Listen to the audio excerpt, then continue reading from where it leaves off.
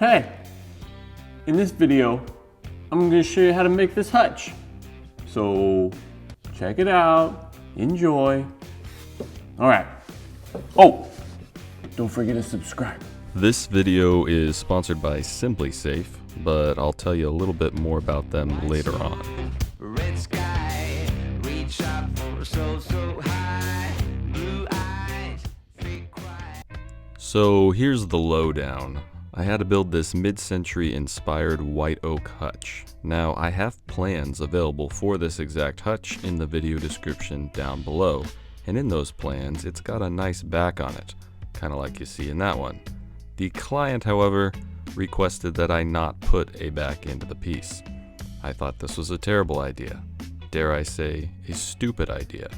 But the client always gets what the client wants. So you get to watch me build a backless white oak hutch. Now the first thing I did was create a cut sheet from my drawing, and I got myself a ridiculous amount of 5/4 white oak. I then took said 5/4 white oak and I just started chopping it down into my rough lengths. Then I ran it through the joiner, danced a little bit, and ran all my pieces through the table saw to get them to a uniformed width. Then I went back over to the joiner and ran them through again, this time on the face to get a nice flat surface, and finally I finished them off by running them through the planer. Then I laid out all my pieces, my top and bottom piece, my 2 side pieces, and my 2 internal divider pieces. And I just started gluing them up. No biscuits, no dominoes, no problem. Just a little glue and some clamps. But I did check to make sure that my pieces were perfectly flat as I glued them up. In order for this project to work, you need very, very flat stock.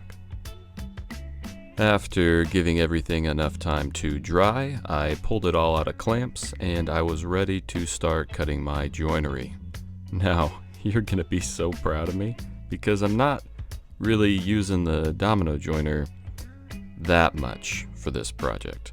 I'm actually gonna hook everything together using a method of joinery that I like to call blind stop dados.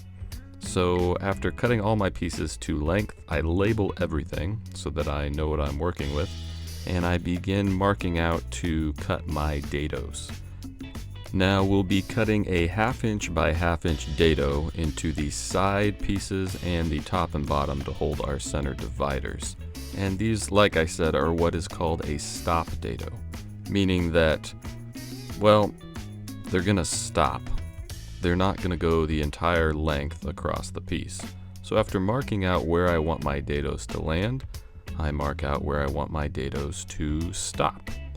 Now, I'm going to have the dado come to a certain point and stop, but the shelf is actually going to extend past that dado to hide the fact that the dado was even there at all, this making it a blind stop dado.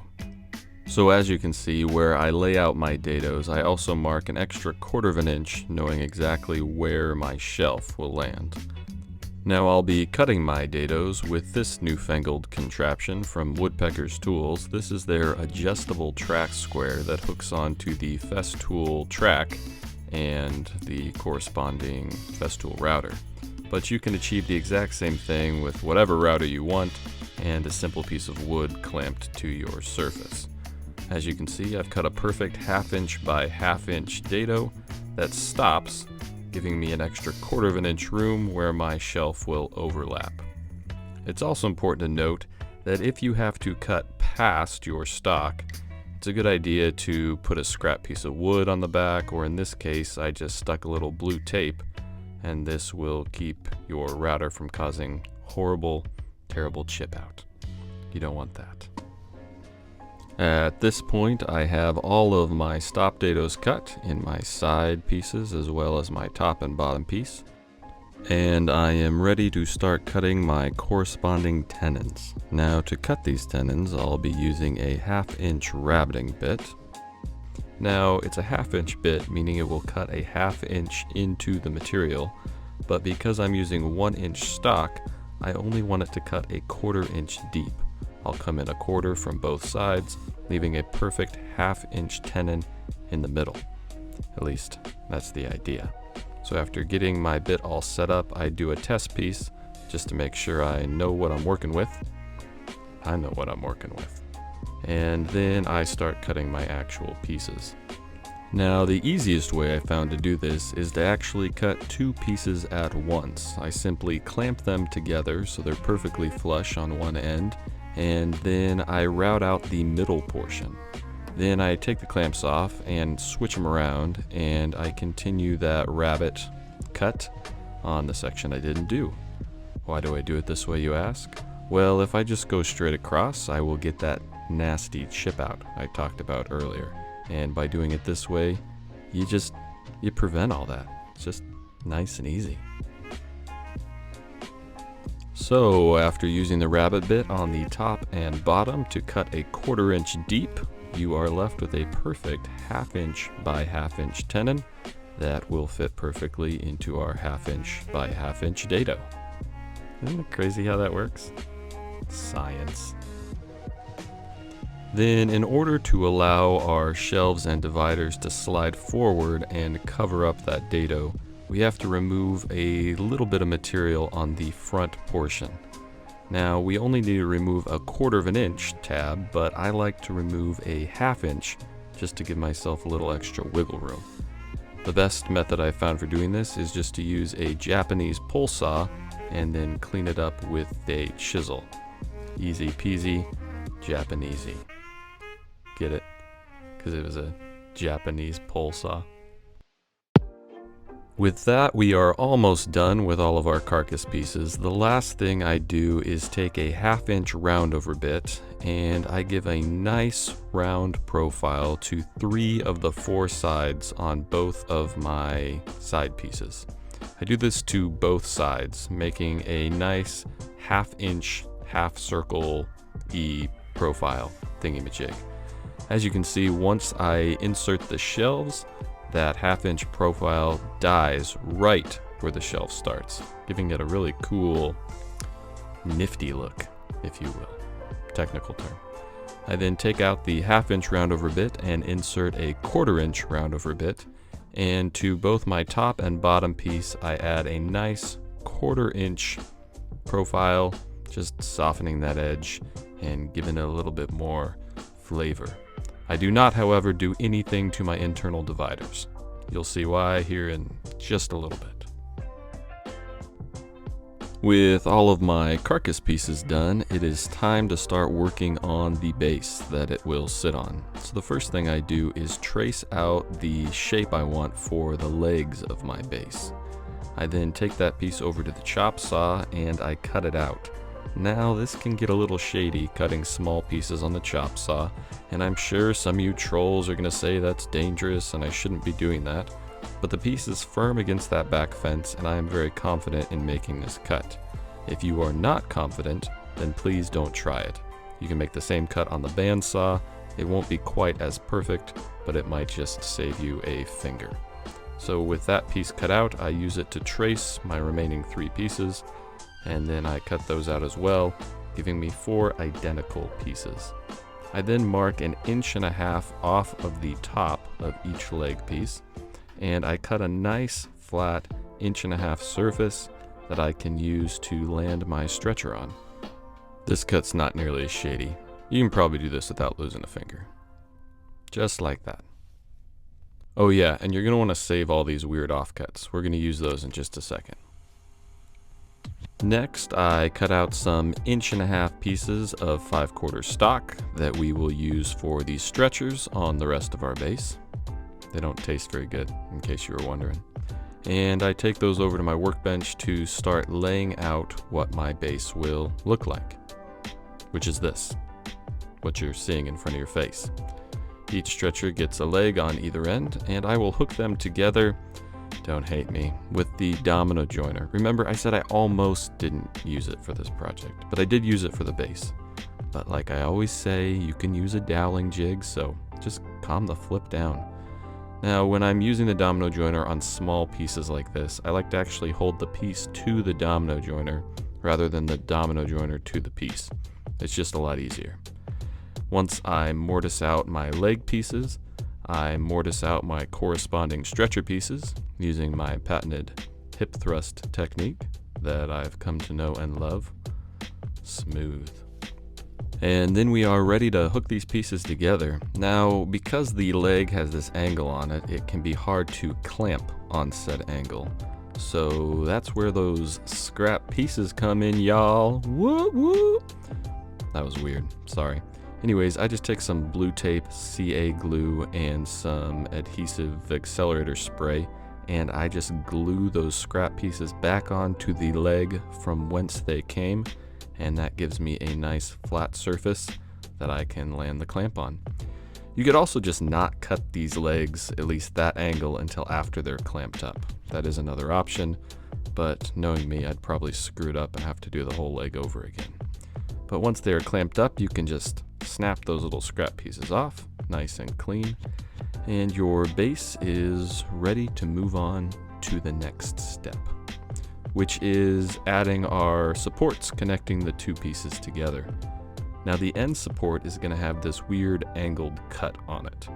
So I just transfer that angle onto the top of the piece, then I go over to my table saw, and I just slowly keep adjusting my table saw blade until I get that angle perfect.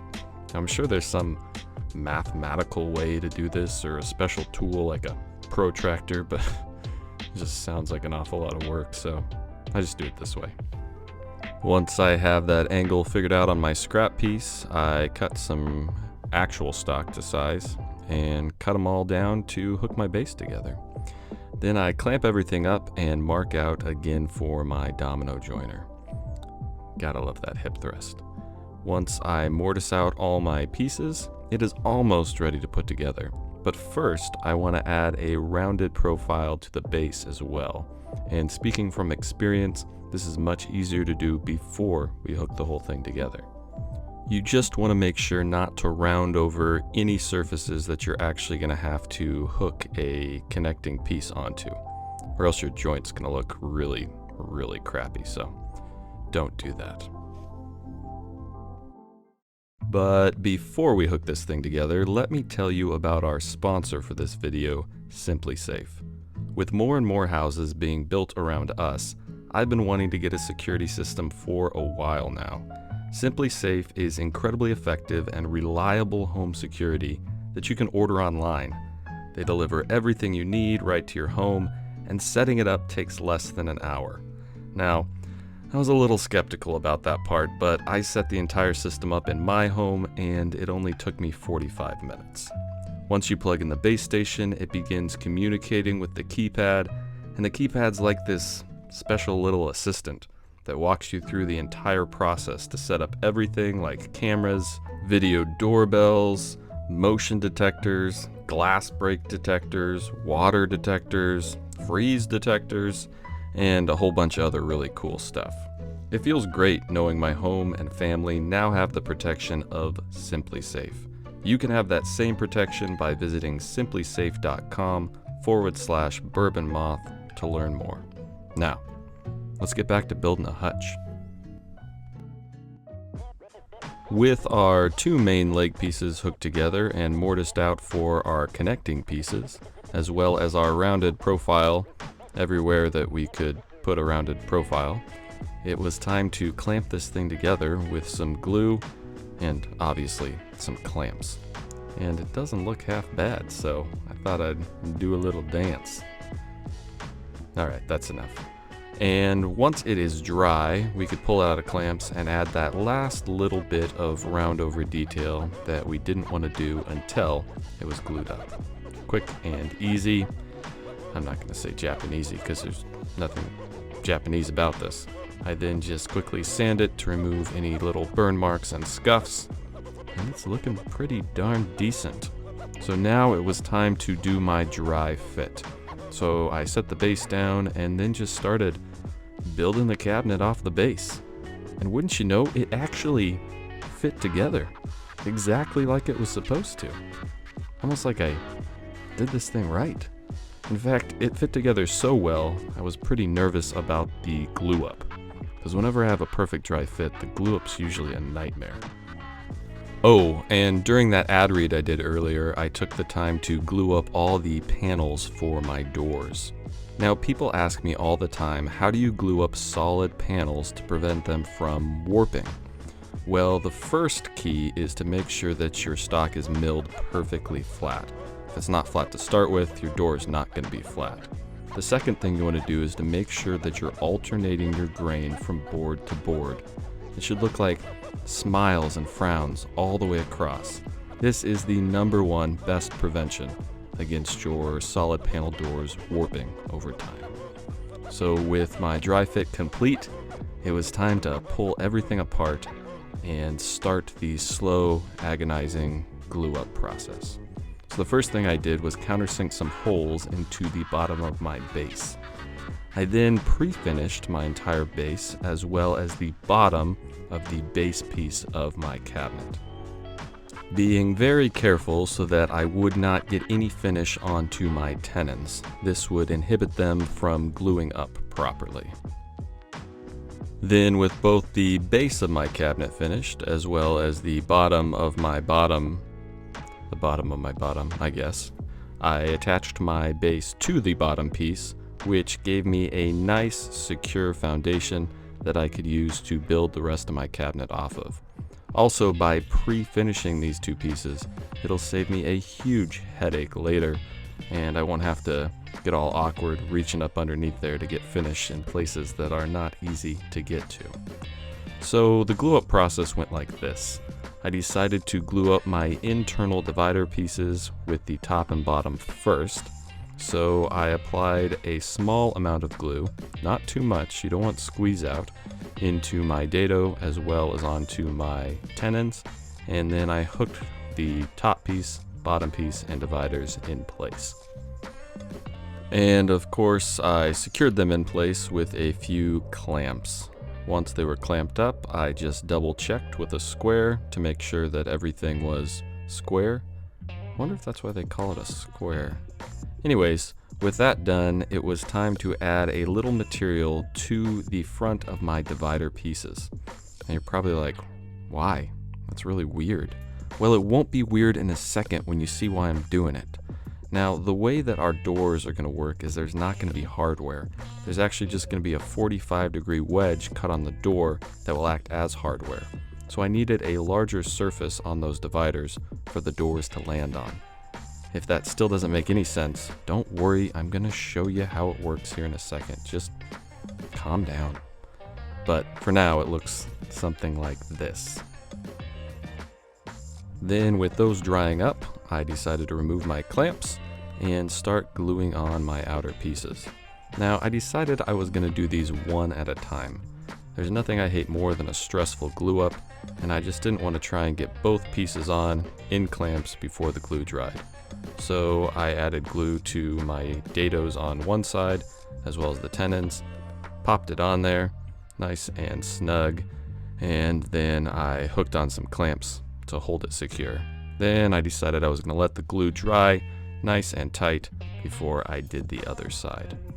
But while I waited for the glue to dry, I thought this was another great opportunity to dance around like a fool. I don't know why I put these clips in there. And also I decided to glue up a small panel of 3/4 inch stock that I would be able to cut down into 3 pieces and make up our internal shelves. But we'll set this aside for now and come back to it later. In the meantime, I could take the clamps off of those divider extensions, as I'm calling them, and sand them smooth. They actually kind of blend together real nice once sanded, and you can hardly even tell there's multiple pieces there. Then by this time, my one side was dried up, so I could remove the clamps and glue on my final side. It's starting to actually look like a little hutch here, isn't it? Man, love it when a plan comes together. Well, it may look like we're getting close to being done, but we still got a few more things to take care of. While that was drying up, I decided to finish my cabinet doors, so I pulled them out of clamps, and when I clamped them up, I purposely left them 1/8 of an inch thicker than I wanted them to be, so that after they were glued up, I could run them through the planer one final time and bring them down to exactly 3/4 of an inch. I then cut them down to the right width over on the table saw and to the right length using my, what's that thing called? Crosscut sled, also on the table saw. Then I took each door over to the hutch and I just loosely set it in place just to make sure they were the right size and they were going to fit. As you can see, there is a 1-inch gap in between each door. That's called the fingy gap. That's the place you stick your fingers in to open the cabinet door with that 45-degree wedge we'll add later. And that's also why I put those little extra pieces on. You happy now? But before I mounted the doors, I wanted to drill all the holes for my shelf pins using this really fancy piece of plastic that I actually paid money for from Rockler Woodworking. And then I inserted my shelf pins. Next, I measured out for my inset European style hinges using another fancy piece of plastic that I paid money for. And I drilled them out over on the drill press. Close-up drill press footage. Check. Then using a little square to make sure that my hinges are nice and parallel to the outside edge of my door, I pre-drill and I hook them in place. Next, it is time to wah! Sorry, that was going to be a lot more dramatic if you could actually see what this is. This is a deck of cards, and it is my preferred method for spacing out inset cabinet doors. It's a really simple idea. You just count out an even number of cards for the top and the bottom until the cabinet door is wedged nice and tight within the frame of your cabinet. See? Nice and tight. This will hold it in place while I screw in those cabinet hinges. And the one time I'm glad there's not a back on this thing is right now, because I can just reach in and hook those hinges where they need to be. Ooh, fancy. And because it worked on that one, I do the exact same thing to the other 2 doors until all 3 doors are mounted and looking fly. Can I say looking fly as a middle-aged adult? Well, I just did, so I guess I can. Once I have the doors fitted correctly, I pull them off and take them over to the table saw and cut a nice 45-degree angle on that outer edge of the door, which, like I said, will act in place of our hardware. And we can get to that outer edge because I added those little extension pieces. See? Everything's coming together. And the very last thing we need to do is take that panel that I glued up previously and cut it down into the correct size pieces to make up our shelves. Now, because this flippin' thing doesn't have a back on it, stupid clients, I had to figure out a way for the shelves not to fall out the back of the cabinet. So my solution was just to glue a few tabs on the outer edge of the shelves, kind of like this. And those tabs will catch on the shelf pins, preventing the shelf from moving forward or backwards. Kind of like this. See, can't go anywhere. It also wouldn't be able to go anywhere if there was a flipping back on the cabinet. But I digress.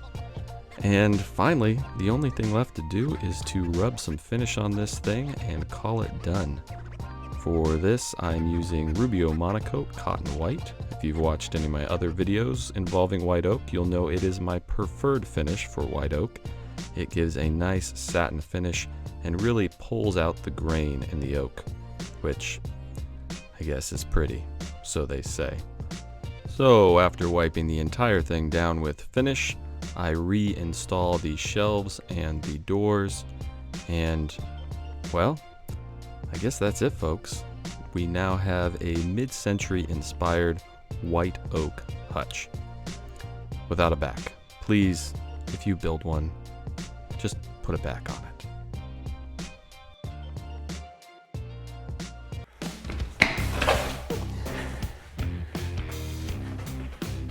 Well, there you have it, a mid-century inspired white oak hutch. So, hope you enjoyed that. Hope you are inspired to go build your own. And I hope you're really inspired to click that little subscribe button down there. Maybe that bell. well. That'll notify you when I put out new videos.